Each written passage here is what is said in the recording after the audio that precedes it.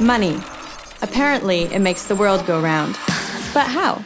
My name is Zandini, I'm 25 years old, and like many in my generation, I find myself too afraid, lazy, embarrassed, and overwhelmed when it comes to asking for financial help. And I know I'm not alone. Let's see what people have to say about their finances. Could you tell me what your relationship is like with your personal finances?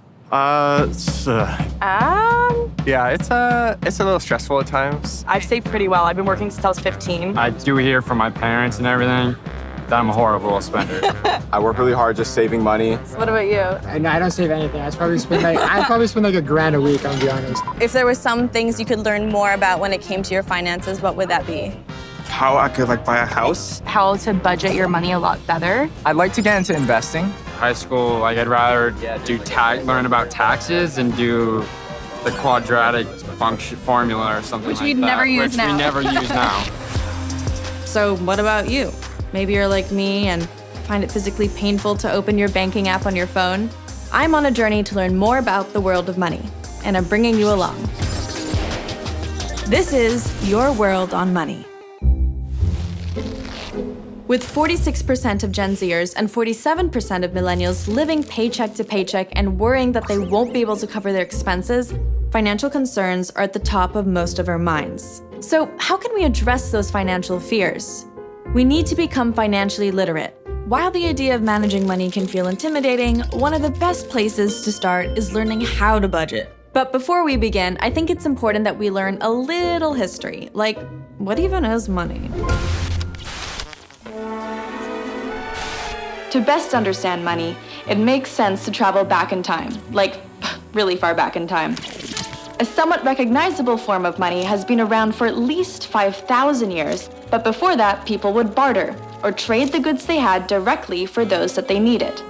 Basically, bartering set the transactional stage for money as we know it today. But it was really only in the last 5,000 years that we looked at money as a system of value that facilitates the exchange of goods in an economy. Thousands of years ago, money seemed easier to understand and manage, with currency being quite tangible and straightforward to keep track of. Today, we have credit cards, electronic payments, and mobile banking apps like Venmo and Zelle. We can instantly buy anything we want, and money can often feel like it just disappears into thin air. So let's find out why Gen Zers and millennials are struggling to manage their money, and what they can do about it. Thank you so much for joining me here today. Hi, it's great to be here. All right, so why do you think Gen Zers and millennials tend to struggle with their financial confidence and managing their money? You know, a lot of people haven't had any type of education about finance. They haven't heard about it from their teachers, their parents, and so they're really stuck learning about it on the fly, which is kind of crazy because it's such a foundational part of your life. Where do you even begin when it comes to managing your money as a young adult? A great way to begin managing your money is to start a budget. If we go back to the very basics, could you explain to me what budgeting is and how it's beneficial? Sure. Budgeting is just having a plan for your money. One of our favorite things that we like to recommend is a cash flow balance sheet. And this is really just showing where your money is going and how it's being spent compared to what's coming in every month. The idea is list out your income and then you list out all your expenses. Fixed expenses are things that you can expect not to change in your budget from month to month. Those include things like rent, subscriptions, insurance, car loan payments, student loan payments, Wi-Fi, and variable expenses are all those things that aren't the things that stay the same. Things like your grocery bill, going out to eat, gas, your clothing, healthcare expenses, your entertainment. The fun way to do it is to start out and just kind of give yourself a guesstimate of how much do I think I'm spending on this stuff every month? In the upcoming months, you can say, okay, well, last month I spent $300 on going out to eat. That's a little too much for me. I want to try to budget $200. So this month, you're just going to be more mindful about your spending in those areas. Also, it's important to understand that there should be some wiggle room there, right? You should be able to spend a little more and a little less. As long as it's in that range of what you're comfortable with every month, then you should be able to sock away that extra money and put it into savings or put it into investing and put a little bit extra into retirement. I have tried so hard over the years to have a budget, and I truly, abysmally have failed at it. So how can I make budgeting work for myself? We always like to say, like, even if you're not doing well with your budget, continue to do it consistently for at least 3 months because it really takes that long to build a habit and get the hang of it.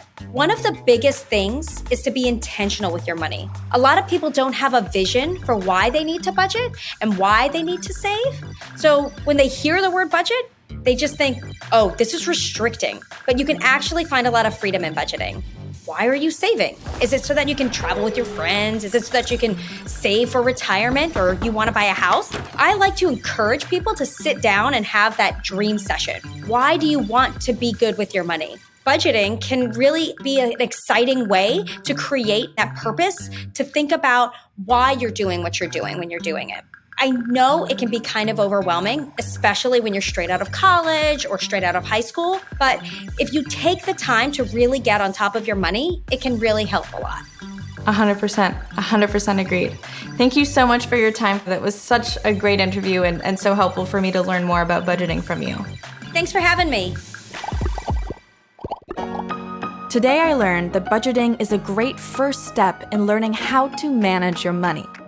It's important to remember that there isn't a one-size-fits-all model for budgeting. There are many different ways to budget, and what may work for me may not work for you.